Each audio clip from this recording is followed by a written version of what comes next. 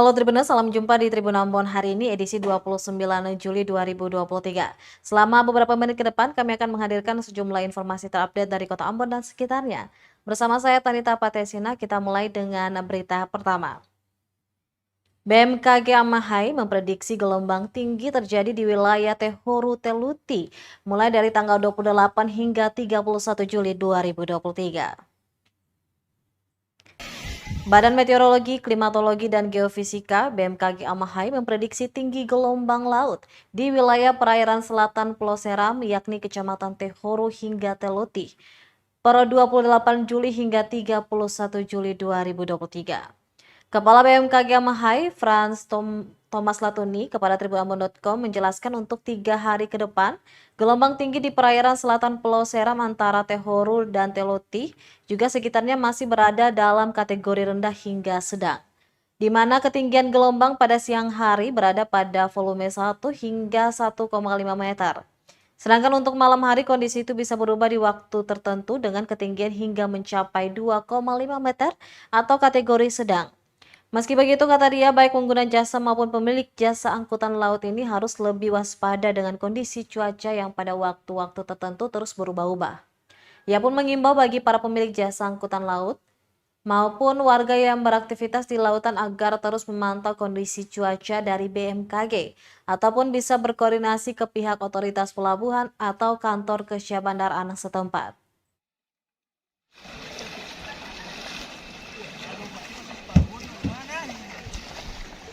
Baik, secara umum di Maluku, bahkan secara khusus di wilayah Maluku Tengah, lebih khususnya di wilayah Seram bagian selatan, ini kita masih ada dalam masa puncak musim penghujan, di mana ini sangat berpotensi sekali terjadi kondisi cuaca-cuaca ekstrim seperti hujan, bahkan angin kencang. Dan ini sangat memungkinkan untuk memberikan potensi untuk terjadinya cuaca buruk juga di laut, dalam hal ini gelombang tinggi. Dan oleh sebab itu memang untuk beberapa hari ke depan potensi gelombang ini dia masih berada pada dalam kategori rendah sampai sedang, artinya 1 sampai 2 meter. Namun kita harus tetap waspada karena kondisi cuaca ini dia terjadi secara fluktuatif, artinya untuk pagi, siang, sampai sore itu bisa ada dalam kondisi yang baik, tapi dia bisa berubah pada sore menjelang malam hari, bahkan pada dini hari. Itu kondisinya bisa berpotensi angin, disertai dengan hujan, bahkan itu bisa memberikan potensi adanya gelombang-gelombang yang bisa tinggi, dalam arti bisa 2 bahkan lebih dari 2 meter. Untuk itu berbagai aktivitas perlu diwaspadai untuk kondisi-kondisi cuaca yang sedang terjadi. Baik, untuk para pengguna jasa laut atau yang menggunakan aktivitas di transportasi laut, harus lebih banyak berkoordinasi dengan pihak kesabandaran, dalam hal ini di bagian pelabuhan, karena pelabuhan memang yang paling tahu kira-kira kapal-kapal jenis apa yang cocok untuk dengan perairan dengan ketinggian gelombang tersebut. Tapi kalau kami dari BMKG secara umum tetap perlu diwaspadai karena terjadi perubahan-perubahan cuaca yang signifikan ini perlu kita antisipasi. Tribuners, Yayasan Pohon Sagu Maluku melaunching program Child Community Hero di 3 sekolah di Kota Ambon. Yayasan Pohon Sagu Maluku melaunching program Child Community Hero di 3 sekolah dasar di Kota Ambon pada Jumat 28 Juli 2023, yakni di Sekolah Dasar Negeri 70, SD Negeri Seilale, dan SD Negeri 2 Hatiwe Besar.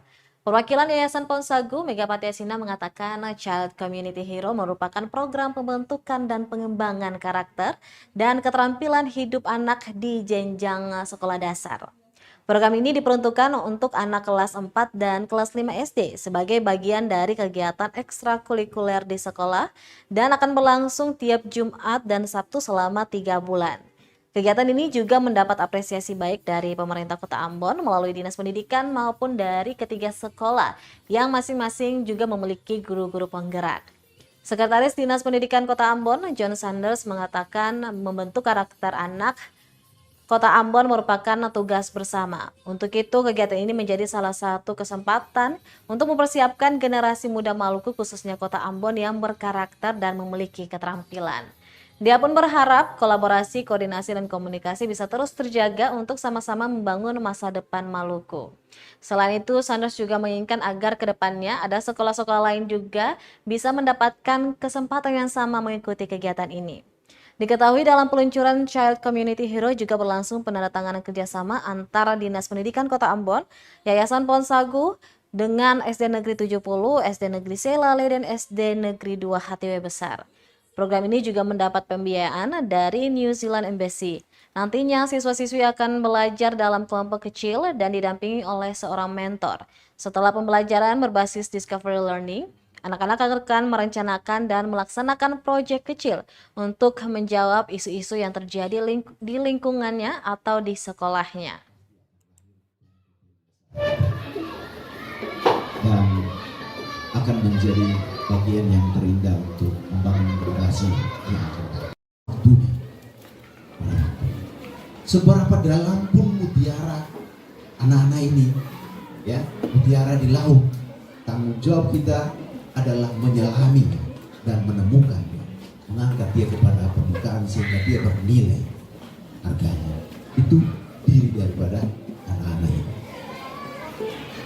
Itu berarti tanggung jawab yang mulia dan luar biasa sekali. Kita semua ada di sini, ya. Begitupun dengan adik-adik yang dalam komitmen yang sangat kuat dalam persiapan dan kompetisi dan persiapan oleh para instruktur.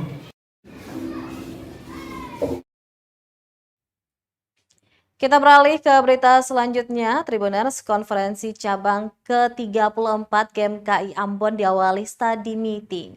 Tivan berharap pembobotan program GMKI ke depan. Konferensi cabang ke-34 GMKI Ambon yang berlangsung di Negeri Hukurila, Kecamatan Lei Timur Selatan, Kota Ambon diawali dengan pelaksanaan study meeting pada Kamis 27 Juli 2023. Ketua Cabang GMKI Ambon, Josiah Stephen, kepada tribunambon.com mengatakan study meeting dilakukan sebagai bagian dari program kerja GMKI dalam 2 tahun ke depan. Melalui serangkaian materi study meeting diharapkan pelayanan GMKI di 3 Medan Gumul semakin baik. Ada 3 topik yang diangkat untuk menjawab pelayanan GMKI di Medan Gumul dan Gumul Gereja, perguruan tinggi, dan juga masyarakat. Adapun materi pertama yaitu gereja dan transformasi sosial dibawakan Mercy Barens dan John Saimima. Kemudian pola kebijakan pembangunan nasional, dinamika kepemudaan dan komitmen pada perubahan dipaparkan oleh Febri Calvin Tetelepta dan Hendrik Lewerisa. Terakhir pemateri Jamie Pitas dan Yance Rumuhuru menyampaikan materi dengan topik mendulang harapan dari kampus. Membawakan materi dengan topik mendulang harapan dari kampus.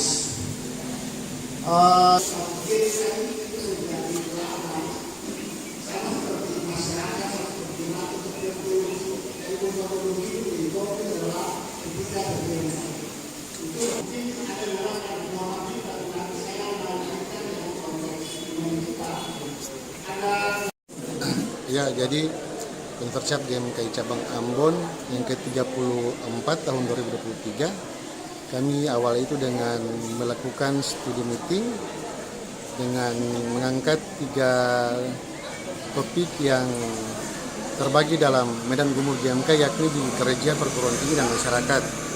Nah, kenapa sampai kami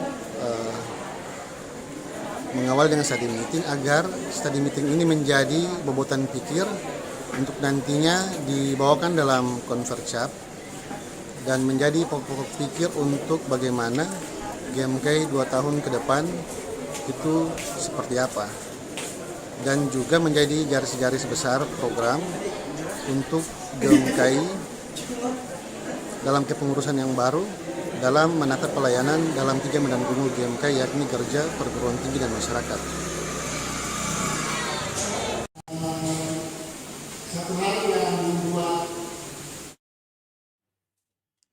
Gelar konferensi cabang ke-34, Ketua Cabang harap GMKI tetap jadi mitra kritis pemerintah.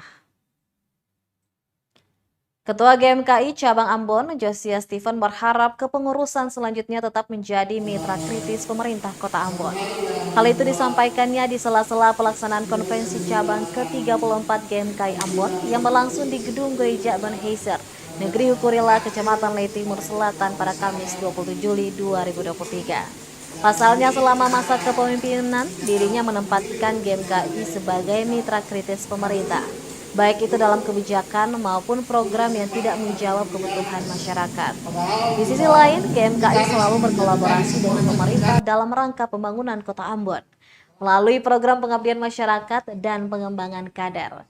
Oleh karena hal itulah, Stephen berharap agar kepengurusan penggantinya dapat berperan lebih aktif, juga memperkuat kerjasama dengan organisasi Cipayung dalam mewujudkan kepentingan bersama.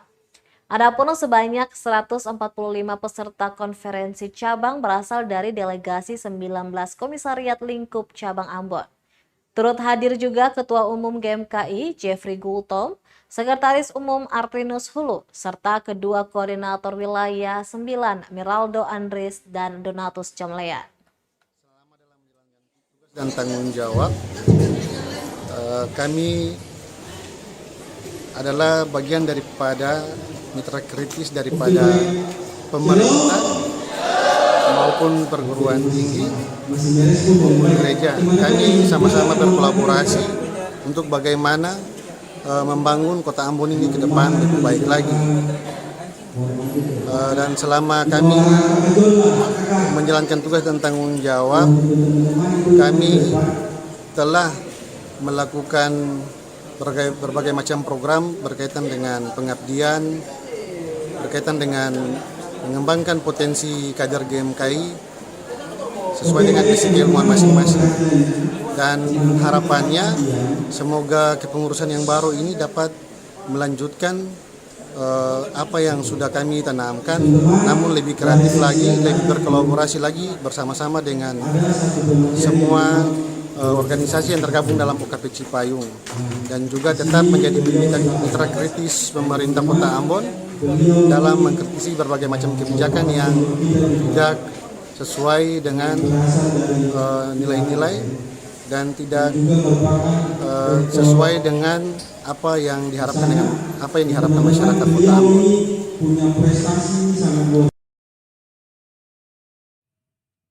Baik Tribuners, demikianlah Tribun Ambon hari ini edisi 29 Juli 2023. Saya Tanita Patesina beserta kru yang bertugas undur diri. Sampai jumpa lagi dan amato. Terima kasih sudah nonton. Jangan lupa like, subscribe, dan